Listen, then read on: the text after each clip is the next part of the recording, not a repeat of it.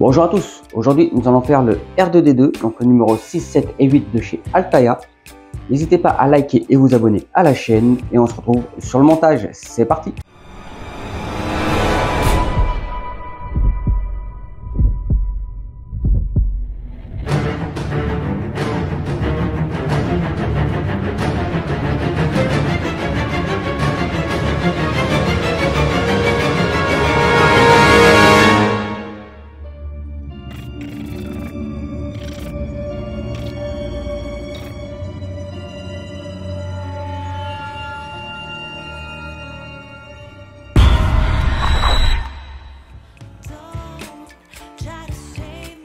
On est parti pour le numéro 6. Alors j'ai mis les anciens éléments là, les nouveaux du numéro 6. Toujours aidé de mon ami la petite lampe. Alors bon, on m'a donné déjà 2-3 prénoms, je vais essayer de trouver un autre. N'hésitez pas, et si vous voulez, je vous mettrai le lien si ça vous dit de le construire. Franchement il est génial, ça éclaire super bien et super fort, il est vraiment magnifique. Et avec lui j'ai même l'aide de son petit chien. Vous retrouverez aussi sur son site. Je vous mettrai de toute façon le lien dans la description. Alors retournons sur notre R2D2 numéro 6. Alors, filmer le R2D2, troisième partie. Ah, on voit une partie du Faucon Millenium qu'on construit aussi à côté. Je vous ferai une vidéo dessus. Je ferai plusieurs petites vidéos dessus. Si vous voulez voir la construction complète du Faucon Millenium, je vous mettrai dans la description une des vidéos de Chris Collection. Donc c'est le parrain de la chaîne et il fait de belles vidéos, il explique super bien. Donc je vous mettrai, lui il construit pas à pas. Il y a aussi je crois Torcan qui le fait. Ensuite alors, le plus grand de la somme de ses composants. Donc là il parle beaucoup du Faucon Millenium. Le gigantesque élément du décor du Faucon Millenium ne bougea pas pendant la production. C'est le reste du décor qui était construit de lui et démoli. Ensuite, il nous parle des droïdes énergétiques EGL. Donc il y a plusieurs, il y en a quand même pas mal des droïdes. Avec le Star Wars, il y en a plein. Donc il vous explique tout, l'antenne, la prise d'alimentation fort puissante, l'ensemble diagnostic des systèmes. Vraiment, vous avez toutes les caractéristiques de ce droïde là. Il est marrant. Donc on les voit surtout sur les bases militaires temporaires. Ensuite, étude de cas au fin fond de la galaxie. Encore des droïdes. Ah ça, des droïdes, ils pourraient en faire pas mal. Hein. Alors, nous sommes partis pour la construction. Alors, ils disent, outre les pièces de ce numéro, récupérez 4 vis noires de 6 mm du numéro 5, le boîtier de pile fourni avec le numéro 4 et le circuit de test du numéro 3. Alors moi, j'avais laissé comme ça. Il suffit juste d'enlever celui-ci en faisant bien attention de ne pas y abîmer. Alors attention de ne pas l'abîmer quand vous le sortez, hein. Voilà, on sait qu'il fonctionne. Évitez de mettre des trucs dedans ou de tirer sur le fil, vraiment ça peut les dénuder très facilement.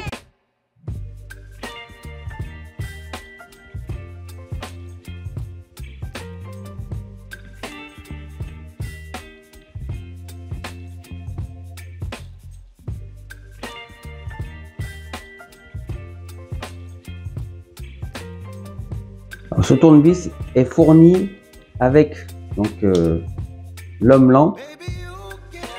Faudrait que je lui donne un surnom. Faut que je prenne dans les commentaires. J'attends d'avoir au moins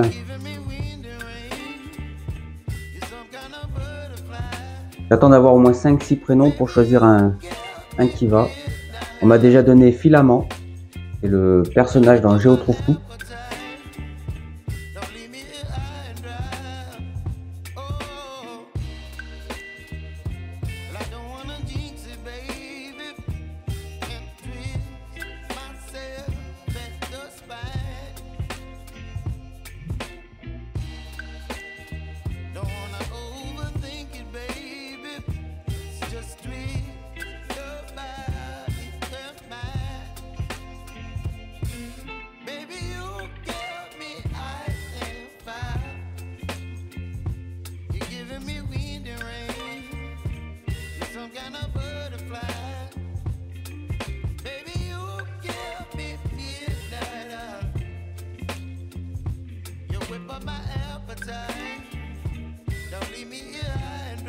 Les petits fils comme ça, gardez-les, ça peut toujours servir. Donc ils nous disent de connecter ce côté, tout simplement. Et on va venir le tester avec le testeur qu'on avait eu donc dans le numéro 5 et la partie là qu'on avait eu dans le numéro 4, ou c'était le contraire, je sais pas.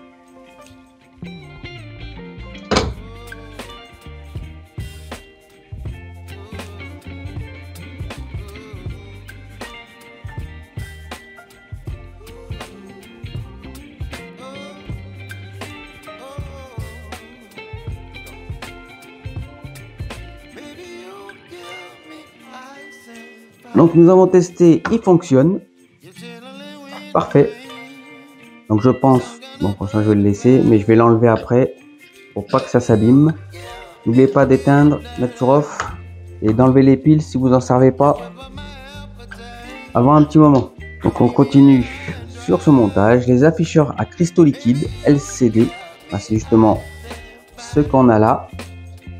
Liquide ou solide, maîtriser la lumière. Donc vous saurez tout sur ces afficheurs. Donc il nous parle dans l'histoire, les cristaux liquides, les montres de Casio, les systèmes d'obturation LCD. On est parti pour le numéro 7.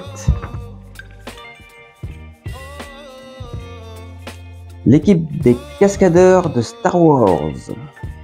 C'est bien qu'il montre un peu qui c'est qui faisait les cascades. Donc là on a Canyon Rocheux, la Seine, le 38 le Tusken Attack Luke. Les Jawa neutralisent le R2D2. Le Jawa emmène le R2D2 au char des sables. Donc là on a C3PO. C3PO.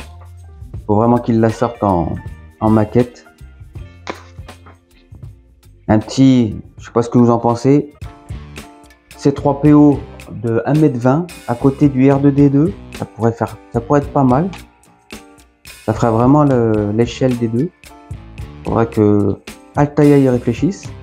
Alors là, nous avons le droïde de protocole des séries LOM. Alors ça fait une tête d'insecte. C'est marqué tête insectoïde.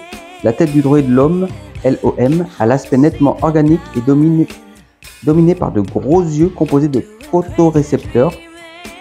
Bon, je vous laisserai lire le tout, appuyez pause, n'hésitez pas. Et honnêtement, ça pourrait être classe comme construction à faire. Une sorte de C3P, une sorte de C3PO, mais avec une tête de mouche. Ça peut être drôle à faire. Mais qu'il fasse d'abord le C3PO. 1m20, franchement, ça serait génial à côté de notre R2D2. J'ai vraiment hâte d'avancer plus sur notre R2 et d'avoir au moins le dôme du dessus.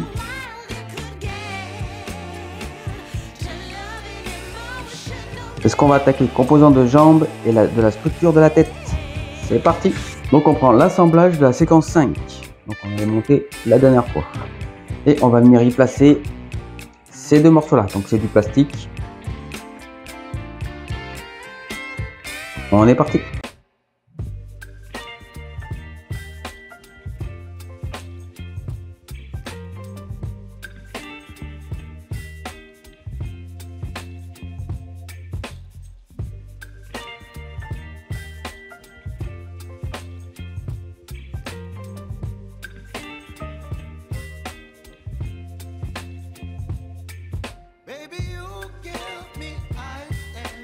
Et on a monté les deux parties là. Celui-ci on l'avait déjà monté la dernière fois.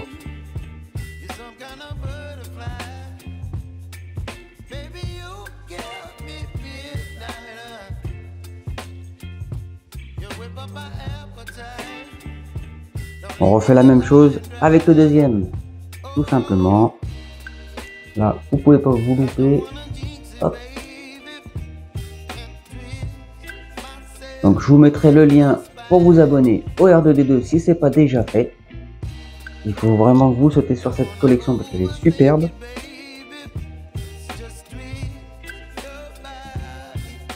Et là, on a fini de construire le numéro 7.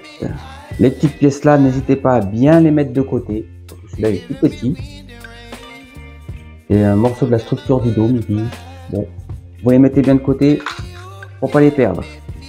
Pareil pour les vis et les écrous.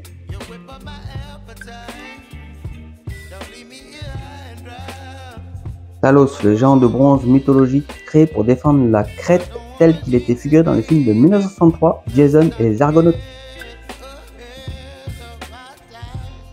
Donc, ça parle de toute l'histoire sur la technologie des anciens films, l'inventeur des robots, la technologie des robots. Là, on a R2D2, l'un des 4 premiers robots réels et de fiction exposés dans le Robot Hall of Fame en 2003, démontrant sa capacité à utiliser son outillage intégré.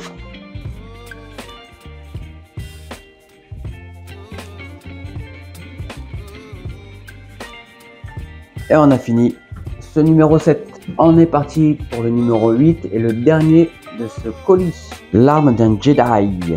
L'emblématique sabre laser imaginé par George Lucas fut l'un des nombreux défis technologiques que l'équipe des effets spéciaux dut relever quand elle dut l'adapter pour le porter à l'écran. J'aurai d'ailleurs un sabre à vous présenter. Il est là. Je vous ferai une vidéo dessus. Il est vraiment magnifique, comme vous pouvez voir.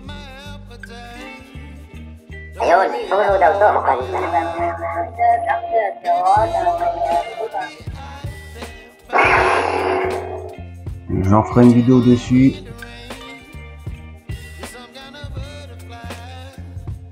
Il est vraiment super.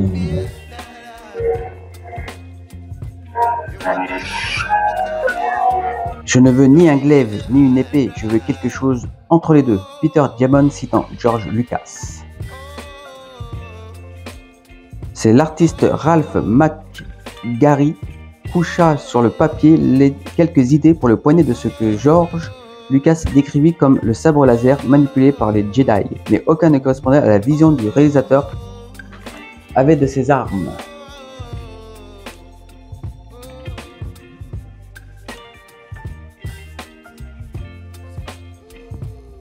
Un toucher tout en délicatesse. Après avoir cherché longtemps un sabre laser convaincant, Roger Christian découvrit que le porte-pile d'une vieille lampe éclair Graflex faisait parfaitement l'affaire. Alors voici sur quoi il prenait pour faire les sabres laser. Tout simplement. Cette pellicule de plan référence réalisée par l'équipe de production montre quelques-uns des premiers prototypes de sabres laser. Aucun ne convenait car ils ressemblaient trop à de simples lampes torches.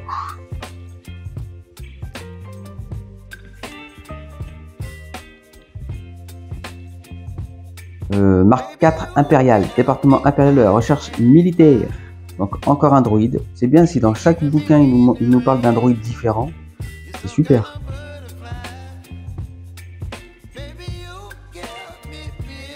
Et on est parti pour la construction des éléments de la structure, de la tête et de la cheville.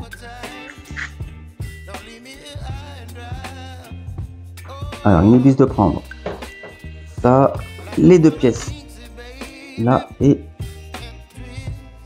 4 écrous.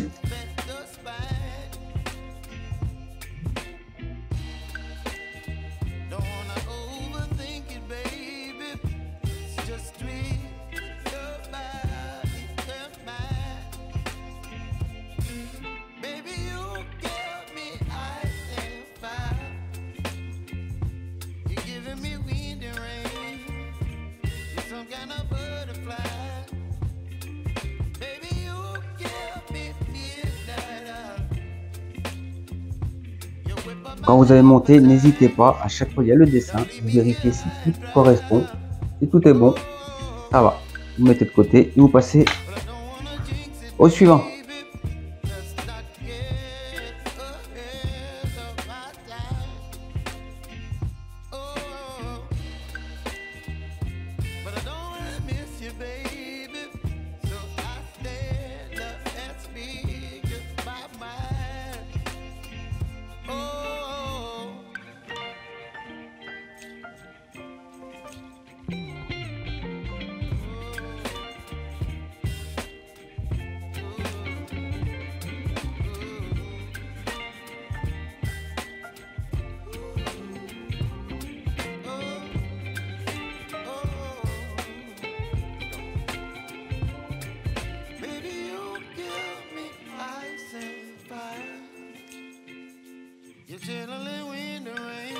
Donc, ils nous disent de mettre ces deux là, faites attention, ça s'enlève facilement, donc je sais pas par la suite comment ça va fonctionner, s'il faudra coller ou pas, mais là, je viens de lire et c'est marqué nulle part qu'il faut coller, donc pour l'instant, on colle pas, on verra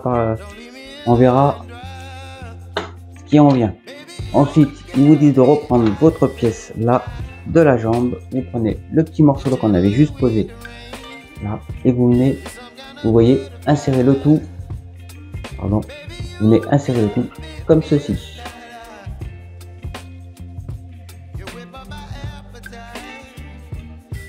Et là, on vient mettre 2 vis noires.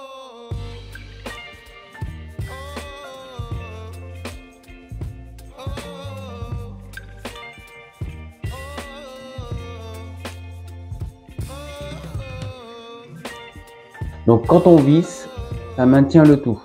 Les deux parties là et le bleu. Vous voyez, ça tombe pas, tout tient bien. Ensuite, en attendant, on vient le reposer là. Vous le remettez dans votre boîte jusqu'au prochain colis. Ensuite, il suffit juste de le remettre à son emplacement. Attention parce que c'est vachement lourd donc il tombe.